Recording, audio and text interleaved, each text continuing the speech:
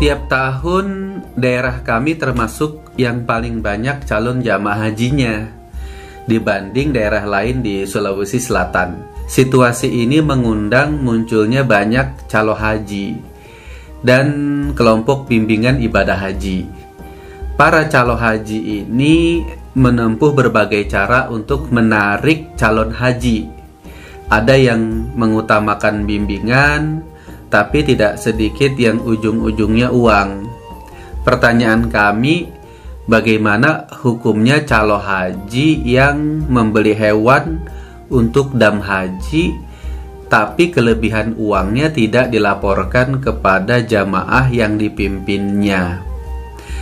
Seandainya sisa uang itu syubhat, apakah boleh kita memenuhi undangan ke rumah calo atau pembimbing itu untuk tasyakuran sepulang dari tanah suci?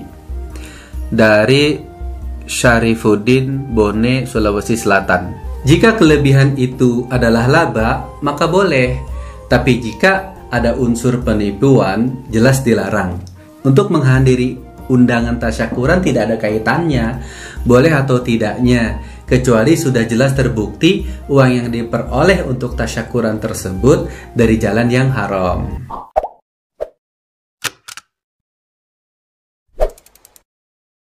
Calo dalam Kamus Besar Bahasa Indonesia berarti maklar atau orang yang menjadi perantara dan memberikan jasa-jasanya berdasarkan upah. Jika demikian, maka dalam literatur fikih, calo itu dinamakan samsara. Sayyid Sabiq dalam fikih sunnahnya mengartikulasikan simsar sebagai pelaku samsara dengan orang yang menjadi perantara antara penjual dan pembeli, guna memudahkan proses jual beli. Menurut Sayyid Sabiq, praktek seperti ini diperbolehkan oleh syariat. Imam Al-Bukhari pernah mengemukakan praktik simsar dianggap boleh oleh banyak ulama, di antaranya Ibnu Sirin, Atta, Ibrahim, dan Hasan. Begitu juga Ibnu Abbas. Mereka semua memandang samsara sebagai akad yang diperbolehkan.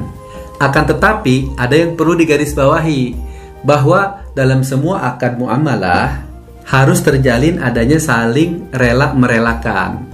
Tidak ada pihak yang dirugikan. Mengenai pertanyaan pertama, dalam sebuah hadis sahih yang diriwayatkan oleh At-Tirmizi dan Al-Hakim, Nabi Muhammad SAW bersabda, "Al-muslimuna ala syurutihim illa syartan harrama halalan au ahalla haraman." Kaum muslimin itu terikat dengan perjanjian mereka, kecuali perjanjian yang mengharamkan yang halal atau menghalalkan yang haram. Berangkat dari hadis ini, sebelum jamaah haji itu memutuskan untuk menitipkan uangnya untuk dibelikan hewan dam haji, maka mereka harus bertransaksi dengan calo itu secara transparan.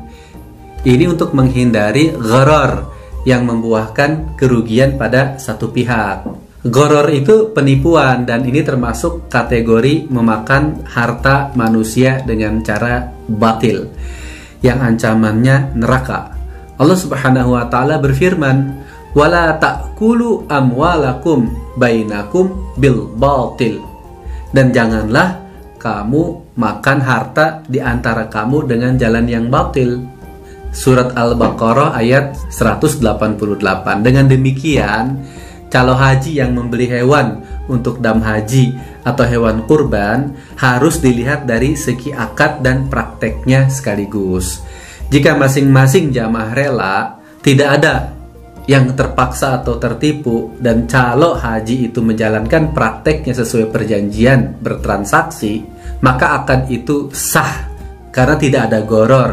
Tapi jika persyaratan tadi tidak terpenuhi, maka akad itu tidak sah. Dalam prakteknya, tidak jarang calon haji mengeruk keuntungan dari hasil kerjanya melebihi batas-batas yang wajar.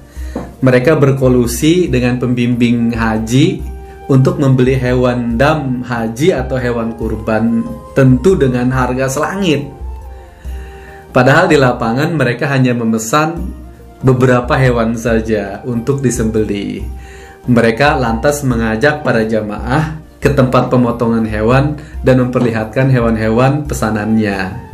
Tapi jika diperhatikan lebih lanjut, hewan-hewan itu ternyata kurang dari jumlah yang dijanjikan. Itulah manipulasi yang kerap dilakukan oknum calon haji yang berkolusi dengan pembimbing haji.